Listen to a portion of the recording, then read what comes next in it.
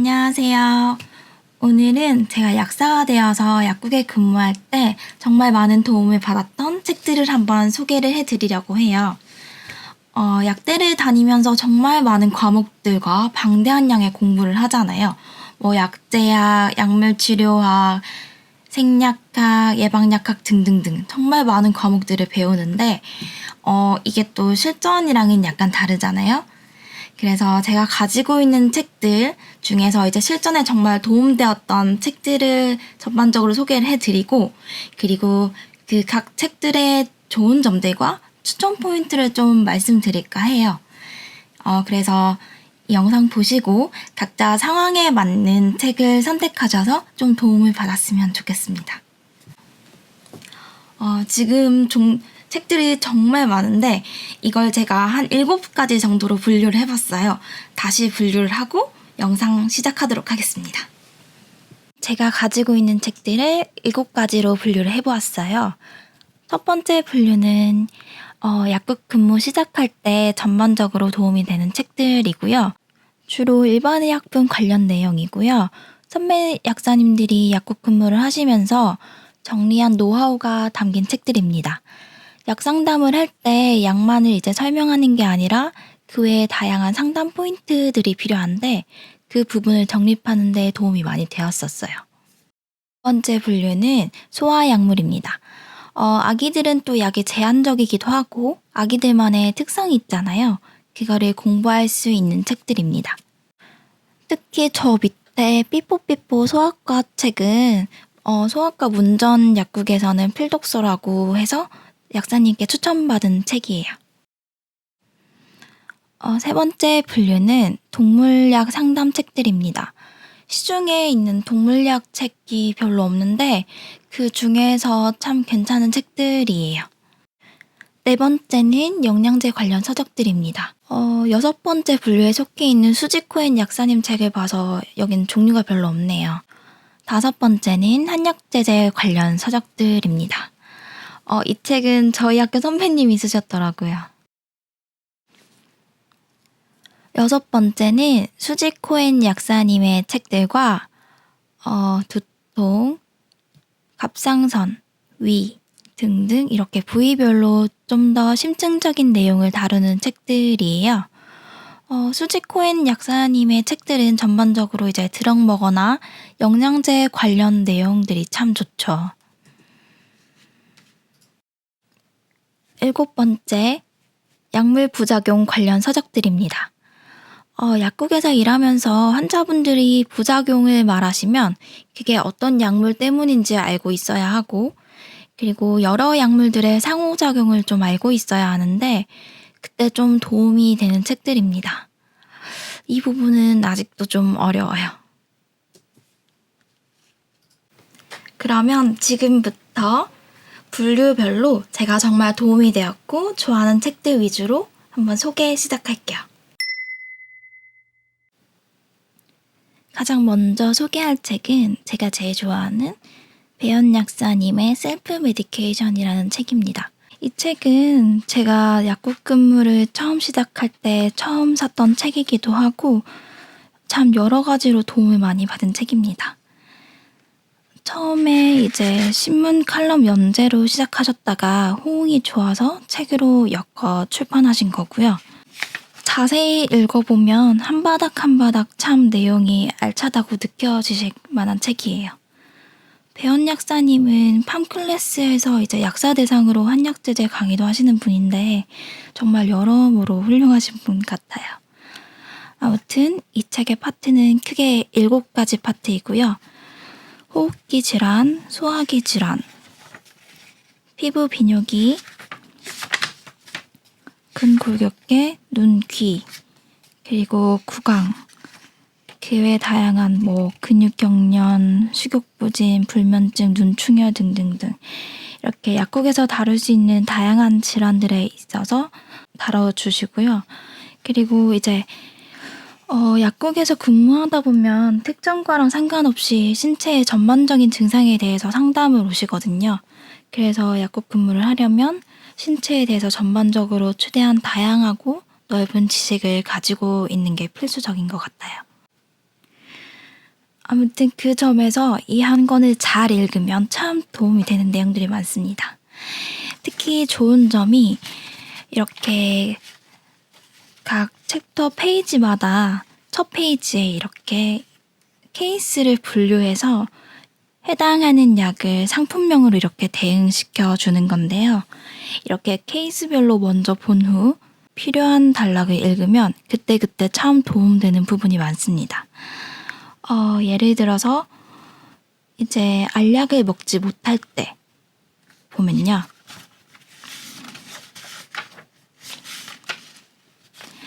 이렇게 또 자세히 내용이 있습니다. 이렇게 필요한 부분을 발췌독하면 참 도움이 많이 돼요.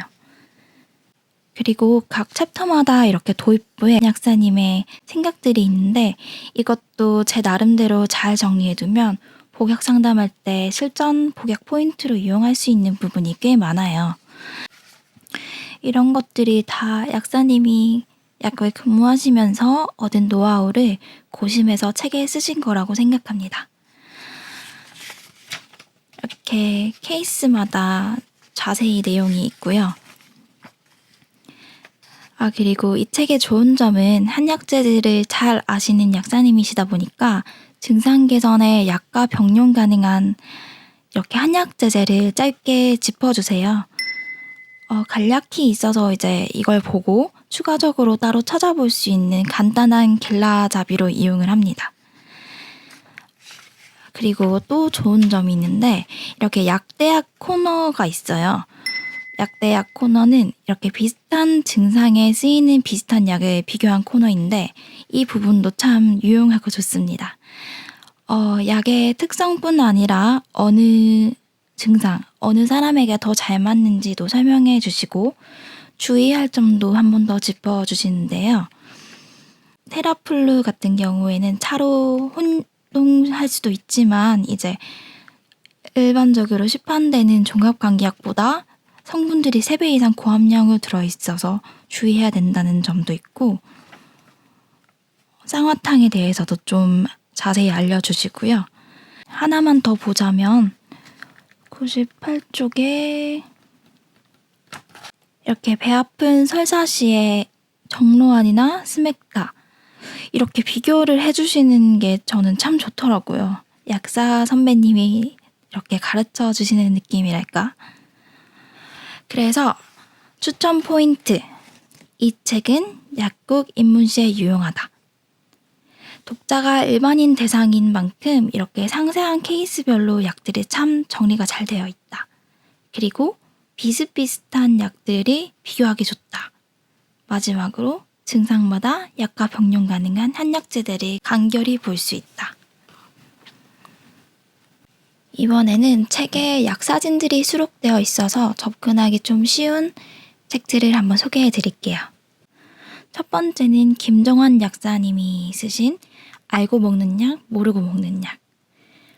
그리고 두 번째는 이정철 약사님, 임성용 약사님이 쓰신 약 짓는 오빠들이 알려주는 알쓸신약이라는 책이고요. 먼저 김정환 약사님이 쓰신 이제 알고 먹는 약, 모르고 먹는 약에 대해서 한번 볼게요. 이 책의 목차를 한번 보시면요. 파트는 6가지로 나눠져 있고요. 이것도 눈, 코, 입, 위장, 통증, 피부 이렇게 기타, 여기는 이제 파트 5인 기타의 좀 더 다양한 증상에 대해서 다루고요. 파트 6에서는 영양제 부분도 다룹니다. 그리고 이제 단독 파트는 아니지만 부록으로 아이들에게 필요한 약,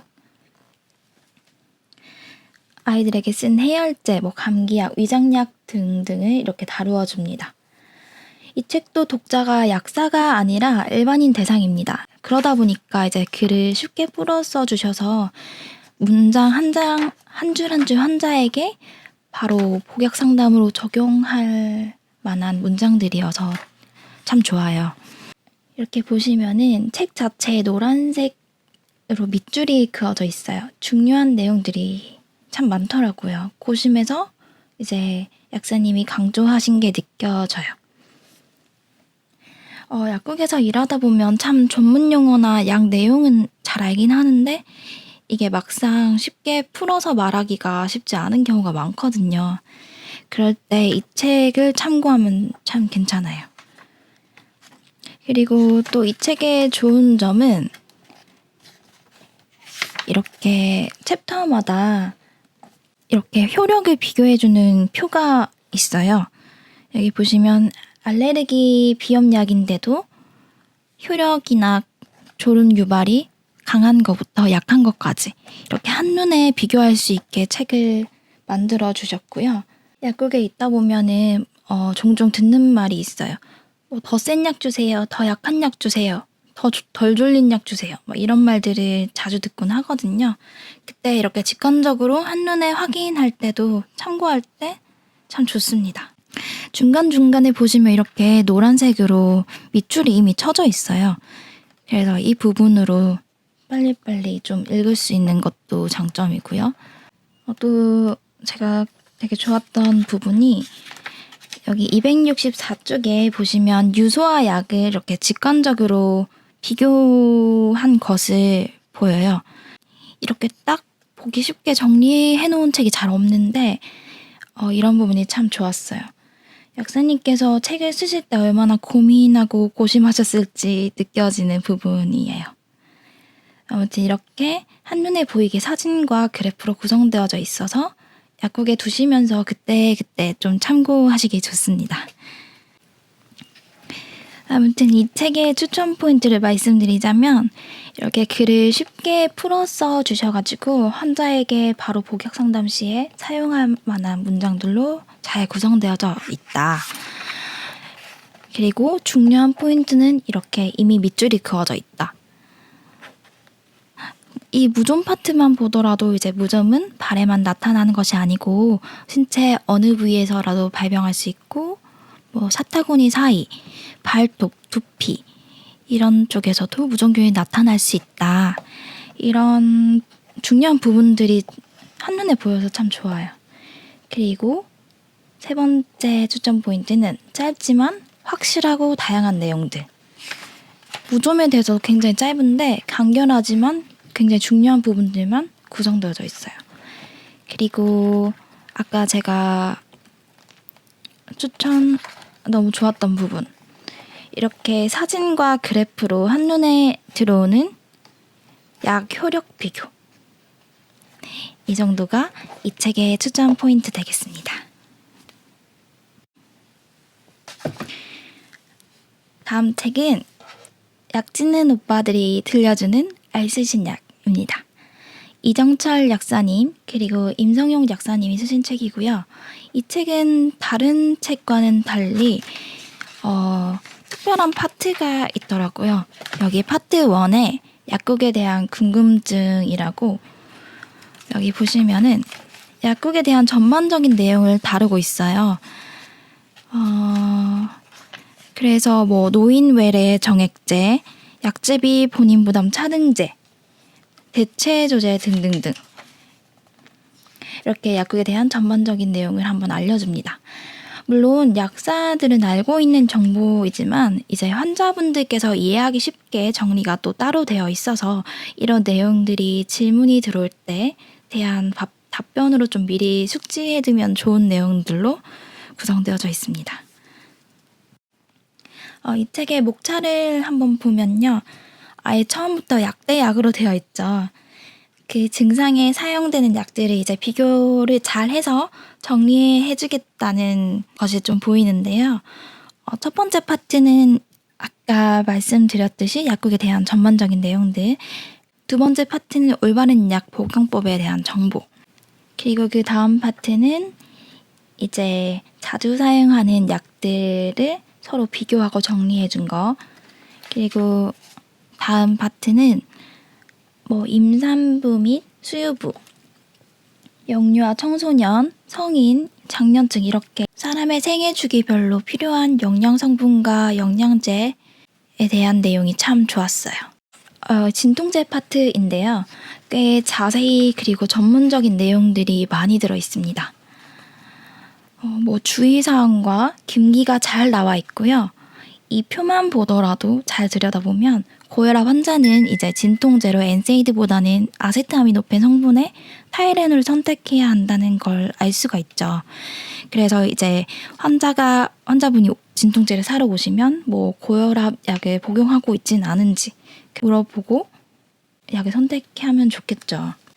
그리고 다음 페이지 보시면은 이렇게 아세트아미노펜의 대사 과정도 써 있고 되게 전문적인 내용이 많이 들어있는 책이고요.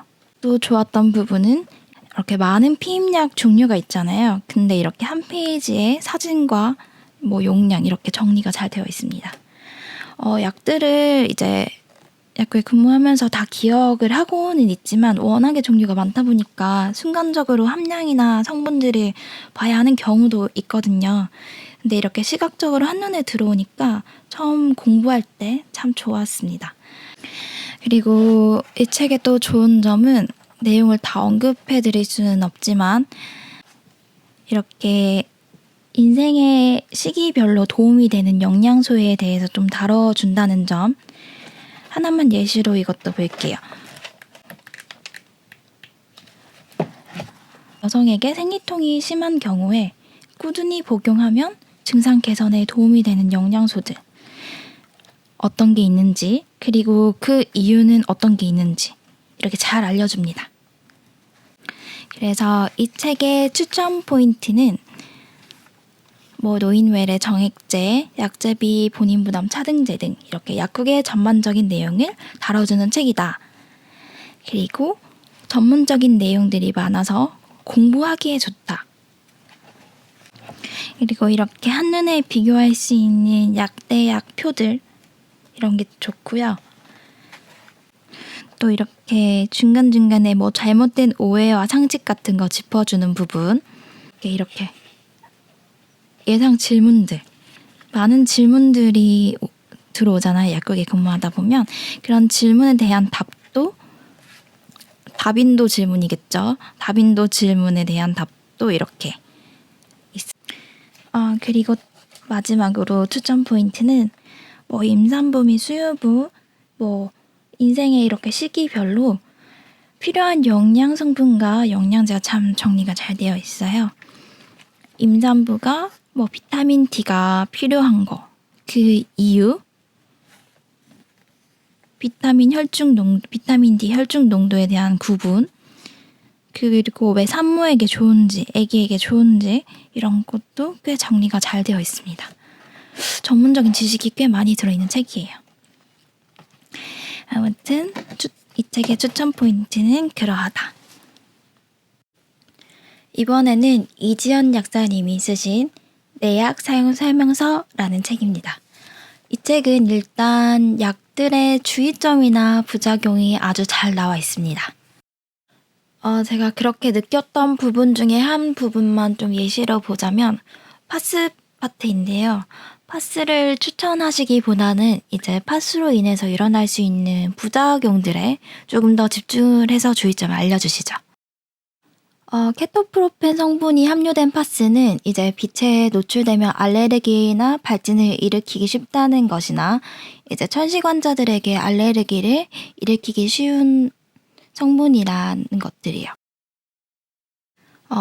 약사님들이 쓰신 책에 보면 참 좋은 점이 약에 대해 어떻게 생각하시는지 일일이 선배님들에게 여쭤볼 수 없는 부분도 책을 통해서 얻을 수 있어서 참 좋은 것 같아요. 아무튼 목차를 다시 보시면 약국에서 자주 다루는 감기약, 위장약, 진통제, 외용제들을 다뤄주시는데 아주 다양한 케이스는 아니지만 꼭 필요한 부분만 집약적으로 아주 자세하게 다뤄주십니다. 감기약 챕터를 보시면 감기약에 관한 항생제, 뭐 아목시실린, 수면제냐 뭐 이런 이야기 형식들의 주제가 들어있고요. 그리고 책 중간중간에 복약 가이드라는 부분이 있는데 이 부분에는 뭐 증상에 쓰는 약물들 그리고 상품명이 잘 나와 있습니다. 목감기, 기침감기 중에서도 재채기, 마른 기침, 가래 기침에 쓰는 약들 이렇게 세분화되어서 성분을 추천해 줍니다.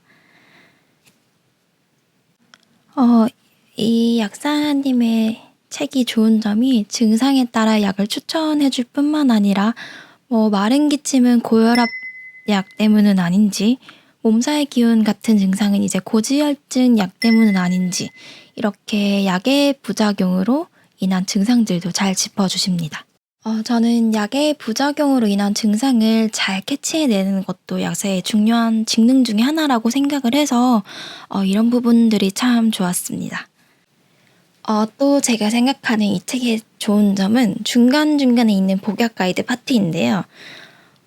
예시로 하나를 보자면 이렇게 복약 수첩에 복용자들의 특성과 복용약들이 나와 있고 5명의 케이스가 나옵니다.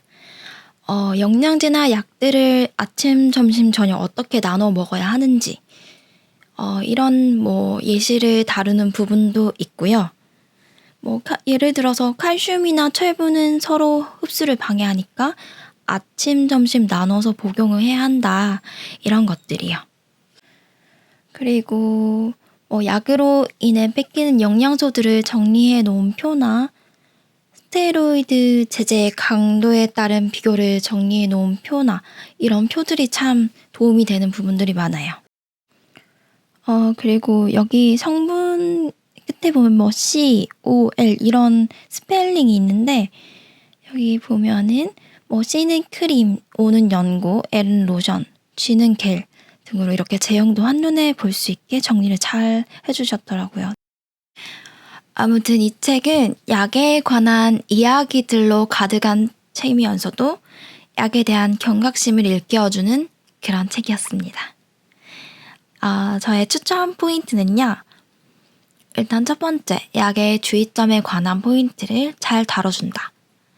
그리고 영양제에 관한 이야기들이 잘 나와 있다. 약국에서 다루는 다빈도 증상에 관한 자세한 내용들이 좋다. 그리고 전반적인 내용들이 오랜 내공이 느껴지는 책의 내용들이다.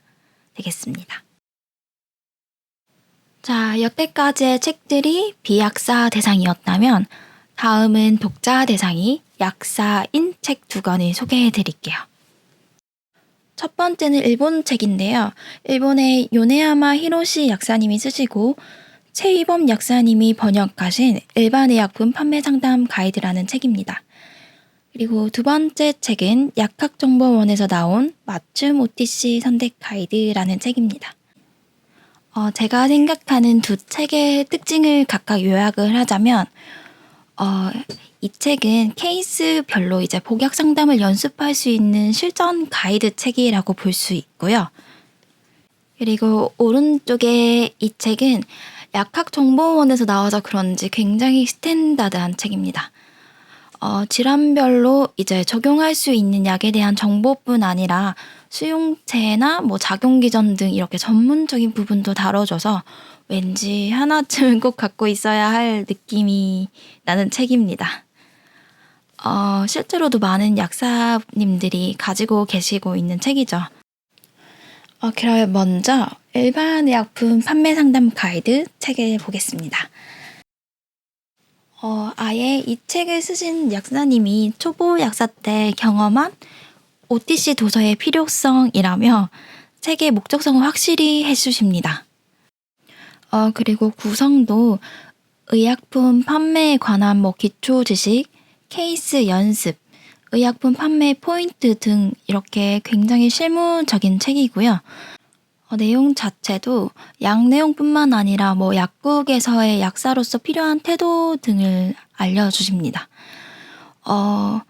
물론 번역책이라 접객이라고 표현을 하셨는데 아무튼 환자겠죠? 고객에게 태도, 그리고 주의해야 하는 고객들, 특히 인부나 수유부, 고령자, 소아, 기초 질환이 있는 분들에 대한 전반적인 주의점도 다뤄주십니다. 그다음 내용으로는 이제 신체 각 부분, 중추신경계, 눈, 순환기계, 호흡기계 등등 이렇게 각 부분을 나누어서 각 장기에서 일어날 수 있는 부작용에 대한 내용들을 공부할 수 있습니다. 물론 부작용뿐만 아니라 그 기관의 이제 구조와 기능 같은 것들도 굉장히 자세히 나와 있어요. 예를 들어 중추신경계 부분이면 이 부분에 일어날 수 있는 주요 부작용은 졸림이나 이제 불면이나 떨림이 일어나는 신경과민 등이 있고, 이런 부작용을 일으키는 원인 약물도 잘 나와 있고, 또 뇌와 척수는 어떻게 구성되었으며 이 부분에 관련된 약 구성들도 꽤 잘 나와 있어요. 보시면 졸음 일으키는 원인, 신경과민을 일으키는 원인 잘 나와 있죠. 그리고 각 장마다 이렇게 표로 1세대, 2세대 관련한 성분들도 잘 정리되어 있어요. 아무튼 이렇게 중추신경계, 눈, 순환기계 등등 이렇게 신체 부위별 섹션을 한번 쫙 다뤄주고, 다음 2장에서는 케이스 연습에 들어가는데요. 해열, 진통제, 감기약, 진해, 거담제 엄청 다양한 증상들이 다뤄져요. 바로 해열 진통제 부분을 보면 많이 봐서 그런 건지 불량분이 다 뜯겨졌어요. 아무튼 통증의 원인부터 통증의 종류, 해열 진통 성분까지 굉장히 자세히 다뤄줍니다. 그리고 또 좋은 점은 각 케이스마다 이렇게 접객 플로우, 해열 진통제, OTC 선택 플로우가 있는데요. 어떤 증상을 가진 환자분이 오셨을 때 어떤 질문을 하고, 그리고 어떻게 대응해야 하는지 잘 나와 있어서 처음 약사로 근무하실 때 자신만의 OTC 약 선택 알고리즘을 형성할 때 도움을 받기 좋습니다. 그리고 또 이 책의 특별한 점은요, 약사가 사용할 수 있는 조언이 있는 건데요. 두통에 대한 조언, 생리통에 대한 조언 등 약 이외에 이제 환자분께 말씀드리면 도움이 될 만한 내용들이 잘 정리되어 있습니다. 그리고 이 책의 또 좋은 점, 각 단원마다 고객과의 실전 대화 구성으로 이렇게 실전 포인트를 잡고 그에 따른 해설이 바로 옆 페이지에 나와 있습니다. 두통으로 고민 중인 40대 남성의 케이스, 생리통으로 고민 중인 20대 여성의 케이스 등 이런 다양한 구성으로 10가지가 넘는 장으로 이루어져 있어요. 아무튼 제가 생각하는 이 책의 추천 포인트는 첫 번째, 약사를 대상으로 하는 OTC 판매 상담 실전서이다. 그리고 신체의 각 부위별로 일어날 수 있는 부작용과 이에 따른 관련 성분들이 잘 정리가 되어 있다. 그리고 세 번째, 실전 연습이 가능한 케이스 연습과 해설들이 많이 있다. 그리고 다음은 OTC 약 선택 알고리즘을 형성할 수 있는 책이다. 입니다. 여러분, 드디어 일반의약품 상담의 마지막 추천책, 바로 기본서 중의 기본, 약학정보원의 맞춤 OTC 선택 가이드입니다. 이 책은 아까 말씀드렸듯이 약학정보원에서 나와서 그런지 굉장히 스탠다드한 느낌이 많이 나는 책이고요. 우리나라의 의약품 정보 제공 공익기관인 약학정보원에서도 OTC 영역의 가이드북이 되길 바라는 마음에서 집필하셨다고 해요. 총 10개 파트로 나뉘어져 있고 그 안에서도 또 나뉘어져서 총 38장, 38개의 증상에 대한 OTC 선택 가이드가 되겠습니다. 약국에서 제일 많이 다루는 통증 질환으로 시작을 합니다. 각 장의 맨 앞장에 이렇게 퀴즈가 있는데요. 중요한 포인트들을 퀴즈로 만들어 놓아서 먼저 체크해 보기 좋습니다.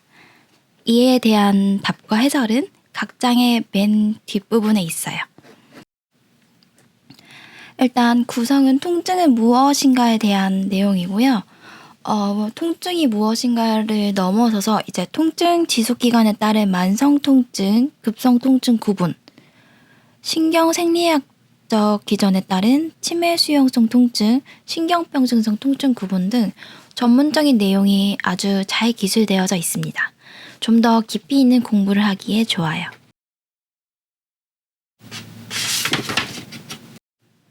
그리고 그 증상을 유발할 수 있는 질환들, 디스크, 허혈성 근육통, 건염, 염좌 등등을 알려주고요. 이제 본격적 OTC 선택에 들어갑니다. 제일 먼저 환자의 상태와 증상을 청취하고, 이 장에서는 병원에서 이제 의사 선생님이 문진할 때 쓰는 방법에 대해서도 나와 있네요. 일단 환자의 상태와 증상을 청취를 했으면 의사의 진료를 권해야 하는 경우는 병원으로 보내드려야 합니다. 약국에서는 환자분의 증상을 보고 병원에 반드시 내원해야 하는 증상을 잘 구분해서 병원에 보내드리는 것도 중요한 직능이라고 생각을 해요. 실제로 말이 어눌해지시거나 그런 특징적인 증상을 보이실 때 병원으로 연락하셔서 바로 뇌졸중을 찾아내신 약사 선배님도 본 적이 있고요. 그만큼 약사의 증상에 따른 판단을 내리는 것도 중요하다고 생각을 해요.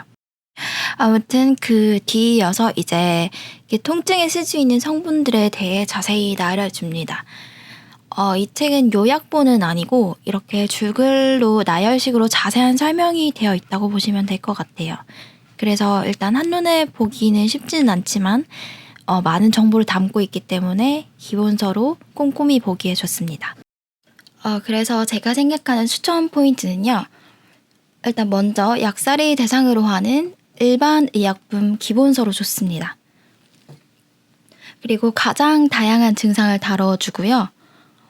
대사효소 및 이렇게 수용체 작용 기전 등이 잘 나와 있어서 전문적인 정보들이 많다. 그리고 마지막으로 퀴즈로 중요한 포인트들을 한 번 더 짚기 좋다 되겠습니다. 드디어 일반의약품 상담책이 끝났고요. 소아약 상담에 도움이 되는 책들을 가지고 와보겠습니다. 소아약 상담책은 2권인데요. 일단 모연아 약사님이 쓰신 우리 아이 약 제대로 알고 먹이나요와 화정은 소아과 원장님이 쓰신 삐뽀삐뽀 소아과 책입니다. 두 책의 성격이 아주 다른데요. 먼저 직접적으로 약국 업무에 도움을 많이 받은 책인 모연아 약사님 책이고요. 그 반면에 소아에 대한 전반적 이해로 소아과 이제 전문 약국에서 일을 할 때 도움을 많이 받은 책은 하정은 원장님의 책입니다. 거의 육아를 해본 적도 없는데 육아의 달인이 된 느낌을 받게 하는 책이었습니다. 먼저 우리 아이 약 제대로 알고 먹이나요? 책 한번 볼게요. 굉장히 보기 좋고 깔끔하게 구성되어져 있어서 계속 보고 싶은 마음이 드는 책인데요. 아이들의 약은 아이를 잘 이해하는 상황에서 약을 투여해야 한다고 생각을 해요. 아이들은 몸집만 작은 어른이 아니잖아요. 어른과 신체 생리부터가 달라요. 아무튼 목록을 한번 보겠습니다. 목록 구성이 감기약, 일반의약품, 전문의약품, 처방약이죠. 그리고 뒤이어서 배앓이약, 일반의약품, 그리고 전문의약품, 그리고 눈, 귀, 코에 사용하는 외용제, 벌레 물린 데 사용하는 약, 영양제 등등을 다뤄주십니다. 일단 내시로 코프 시럽만 보면은 이렇게 코프 시럽 단독으로 다루고요. 코프 시럽의 효능, 투여량, 부작용 등 이렇게 개요에 대해서 먼저 사진과 함께 보여주시고 그 다음에는 약에 대한 정보들로 물론이고 성분별로 이렇게 설명하기 좋게 나와 있어서 바로 실전에 적용해도 될 정도로 잘 정리가 되어 있습니다. 예를 들어서 코프 시럽은 우리 콧물을 흘리는 아이들에게 콧물이나 맑은 가래를 좀 덜 생기게 하고 기침을 덜하게 하는 약이에요. 이런 식으로요. 아무튼 이렇게 필요한 부분만 발췌해도 아주 좋을 것 같습니다. 아무튼 실질적으로 도움이 받을 수 있는 부분은 저런 부분들이라 또 이런 약사님이 실제로 약국에서 겪으셨고 해결하셨던 부분이 대화 형식으로 나와 있는 부분들이 꽤 있거든요. 그런 부분도 한번 읽어보시면 참 좋더라고요. 그리고 아이들 영양제에 관해서 약국에 어린이 영양제만 따로 다루는 책들이 잘 없거든요. 엄마이시자 약사 선배님이 들려주시는 어린이 영양제 이야기로 접근하시면 참 도움이 많이 되실 책입니다. 물론 오늘 소개해드리는 이 책들이 오래 근무하신 약사님들은 다 아시는 내용이겠지만 근무 오래 하신 약사님들 말고 갓 국시를 보신 후에 약사님들이나 약국 말고 이제 타 직군에 계셨다가 약국으로 오시는 분들께는 도움이 될 것이라고 생각합니다. 아무튼 제가 생각하는 추천 포인트는 이 책은 약국에서 다루는 소아약물의 실전서다. 그리고 아이 영양제에 관한 생각을 들을 수 있다. 엄마이시자 약사이신 저자님의 생각을 들을 수 있다. 보기 쉬운 구성과 바로 실전에 쓸 만큼 좋은 문장들로 구성되어져 있다. 입니다. 다음 책은 거의 육아서적과 맞먹는 삐뽀삐뽀 119 소아과 책입니다. 엄청 두껍죠. 무려 1000페이지가 넘는 엄청 방대한 양이고요. 이 책은 소아약 관련 내용이라기보다는 이런 아이들의 증상에 따른 사진들이나 예방접종 등 이렇게 소아에 대한 전반적인 내용으로 약국에서 이제 약 이외에 받을 수 있는 소아 관련 질문들에 대해서 좀 공부할 수 있는 책입니다. 사실 가장 좋은 것은 아이를 키워보고 육아에 대한 공부도 좀 많이 하면 좋긴 하겠죠. 세상에서 가장 아이를 잘 아는 분은 육아를 해보신 엄마나 아빠 아닐까요? 하지만 약이나 이제 전문 분야 이론에 관해서 그리고 그걸 넘어서까지 광범위하게 공부를 하고 이제 접근을 할 수 있으면 더 좋은 약의 전문가가 될 수 있을 거라고 생각을 해요. 그래서 그런 의미에서 추천드리는 책입니다. 대한의사회, 대한소아청소년과 의사회 추천 도서기도 하네요.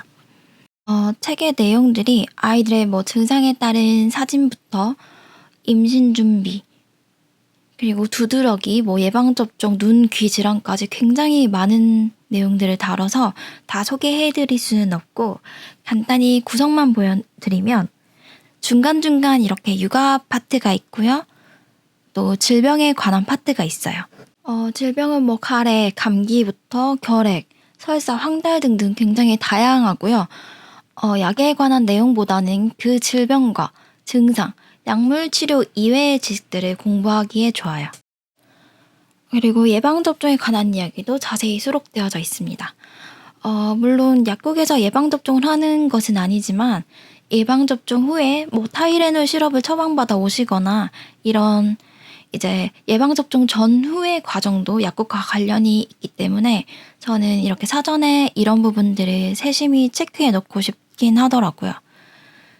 그리고 육아 부분은 질병 파트에 비해서 비중은 덜하지만 소아를 이해하는 데 있어서 흥미로운 부분이 참 많았습니다. 아무튼 제가 생각하는 이 책의 추천 포인트는 소아과 근처 약국에 근무하신다면 필독서로 추천. 그리고 방대한 내용으로 약국에서 소아에 관한 상담을 할 때 큰 도움이 되는 책. 그리고 소아의 질병과 증상에 관해 공부를 할 수 있다. 그리고 질병뿐 아니라 육아에 도움되는 내용 등 소아에 대해 이해도를 높일 수 있다. 입니다. 다음은 동물약 상담에 도움이 되는 책 2권입니다. 둘 다 임진혁 약사님이 쓰신 책이고요. 파란색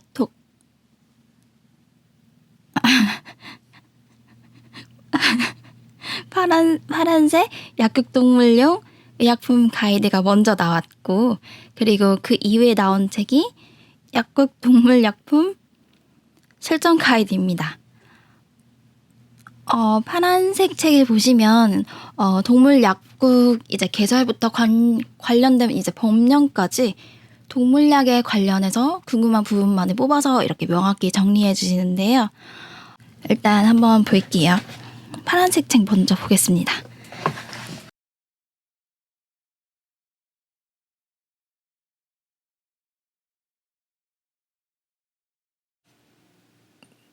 동물용 의약품 이제 조제 범위부터 처방전 발급 규정, 동물약국 시장 동향, 입지 분석, 성공 전략까지 명쾌하게 알려주십니다.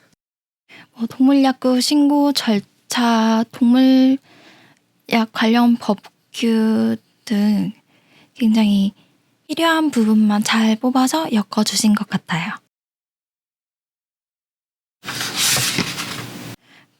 그리고 이 책은 동물은 다른 동물보다는 반려견에 집중되어 있고 반려견 상식, 반려견 건강관리 이런 거 반려견 위주로 정리가 되어 있습니다. 동물약 실전에 관한 내용은 257페이지부터 본격 시작이고요. 그래서 동물약국 전반적인 내용을 파악하는 것부터 실전 복역까지 아우를 수 있는 책이라고 생각했습니다. 그래서 제가 생각하는 파란 책의 추천 포인트는요. 먼저 동물약국 개설부터 법규까지 초창기 준비시킨 도움을 받을 수 있는 책이고요. 그리고 반려견에 대한 전반적인 상식을 공부할 수 있는 책, 그리고 약물에 대해서는 필요한 부분만 딱 명료히 정리가 되어 있습니다. 그에 반해 이 흰색 책, 실전 가이드는요. 동물에게 투약되는 의약품의 실전 복약 지도서라고 볼 수 있는데요. 이렇게 목록을 보시면 개, 고양이의 내부 구충제, 동물의 외부 기생충 구제약품, 외용제, 귀병 연고제, 안연고 등등 동물약에 대한 정보가 바로 나오는데요. 강아지, 고양이에 관한 동물약은 거의 수록되어 있다고 보면 됩니다. 구성은 이렇게 강아지, 고양이 구충제 부분을 먼저 한번 볼게요. 이렇게 상품명, 성분, 특징들을 요약으로 시작하고 그 후에 약에 대한 좀 더 전문적인 설명과 진단 키트, 약제약적 특성까지 자세히 나와 있습니다. 투약 방법까지도요. 파나코어 같은 경우에는 물에 잘 녹는 붕해정이라서 정제 삼키기 힘든 동물에게는 투약병이나 주사기에 물에 녹여서 이렇게 복약시키는 방법도 제시해주고요. 그리고 뒷부분에는 모두 Q&A로 답인도 질문과 답변으로 궁금한 부분에 대한 답변이 참 잘 달려 있습니다. 그리고 중간중간에 있는 동물약사 칼럼이라는 부분도 참 좋은 내용들이 많더라고요. 동물치약에 관한 내용이라든지 법적 분쟁을 줄이기 위한 동물약국 응대법이라든지 평소에 궁금했던 부분, 도움이 되는 부분을 약사님이 참 정리를 잘해주셔서 감사한 마음으로 읽었습니다. 그래서 흰 책의 추천 포인트는요. 약물의 성분부터 기전, 투여 방법까지 전부 알려주는 동물약 실전서라고 생각합니다. 그리고 약국에서 많이 다루는 동물약을 대부분 다룬다는 거, 그리고 동물약사 칼럼에 읽어볼 내용들이 참 많습니다. 아무튼 이 두 책 다 임진영 약사님이 쓰신 책이시고 약국에서 다루는 동물약에 정말 도움이 많이 되는 좋은 책입니다. 강력 추천합니다. 드디어 오늘의 마지막 책, 영양제 119입니다. 이 책은 영양제 상담에 도움이 되는 책 한 권인데요. 정비현 약사님이 쓰신 책입니다. 이 책을 읽으면서 제가 느꼈던 부분은 영양제 이야기가 아니라 약국 상담의 기본을 완전히 일깨워주는 책 아닌가 하는 느낌이 들었습니다. 그만큼 약국 상담의 기반을 닦아주었던 책이기도 하고 도움이 되는 부분이 아주 많아요. 일단 목차는 1장은 영양제에 관한 전반적 이야기, 2장은 나이별, 증상별 영양제 맞춤 처방, 굉장히 다양한 케이스를 나눠주신 것이 보이죠. 어린이, 청소년, 젊은 여성, 젊은 남성, 50대 여성, 잇몸이 걱정인 사람 등등 굉장히 다양하게 나눠주셨고요. 3장은 성인병으로부터 내 몸을 살리는 영양제, 고혈압이나 당뇨병 이런 질환들이 있을 때 어떤 영양제가 도움이 되는지, 그리고 4장은 영양제에 대한 오해와 진실인데요. 특히 2장, 3장, 4장 부분이 정말 좋았어요. 말하고 보니 책의 전부네요. 그만큼 저는 도움받았던 부분이 많은 책입니다. 이 책의 내용 구성을 읽어보면은 그 시기의 특징, 그리고 겪는 증상, 그리고 해결할 수 있는 부분들을 아주 정확히 짚으시고, 그리고 영양제에서 벗어나서 음식이나 생활 양식에 접근하는 부분들을 보면서 집필하신 약사님의 지식이 굉장히 깊이 있다고 느꼈고, 노하우가 집약된 책이라는 느낌을 받았습니다. 저는 한 문장 한 문장 정말 너무 좋았거든요. 일단 하나만 예로 보자면 밥 잘 안 먹는 아이들이나 편식하는 아이들 있잖아요. 그런 아이들의 이유와 해결 방안 같은 부분이나 영양제가 필요한 부분 등 이런 부분만 봐도 바로 복약 상담에 적용할 수 있는 부분들입니다. 이 책에 보면 그런 내용이 있어요. 출생 후 12개월까지는 출생 시 몸무게 보통 3배 정도가 증가하지만 그 이후 2년 동안은 출생했을 때 몸무게 1배 정도만 증가하는 것처럼 이렇게 성장 속도가 6분의 1로 줄어들잖아요. 그렇기 때문에 아무래도 아이들의 식욕도 줄어들고 몸에서 필요로 하는 칼로리 자체도 줄어들기 때문에 식욕이 줄어드는 것은 어쩌면 자연스러운 현상일 수도 있다라는 부분이나, 또 어떤 아이들에게 영양제가 필요할까, 4대 음식군을 몇 끼니 식단도 이제 부모님께서 잘 짜주시고 아이도 골고루 먹는다면 굳이 영양제가 필요 없지만 식욕이 없거나 편식하는 아이의 경우 근육과 뼈 성장을 위해서 비타민이나 미네랄을 보충해 줄 필요가 있다, 이런 것처럼요. 이렇게 몇 페이지 몇 대목만 보았는데도 뭔가 이렇게 저에게 확 와닿는 문장들이 많았습니다.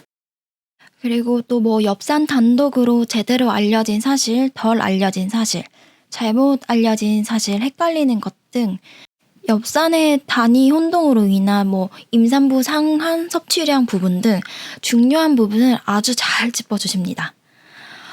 저는 책은 이렇게 흘러가 버린 소리가 아니라 이렇게 두고두고 간직되는 활자로 만들어져 있어서 그게 너무 좋은 것 같아요.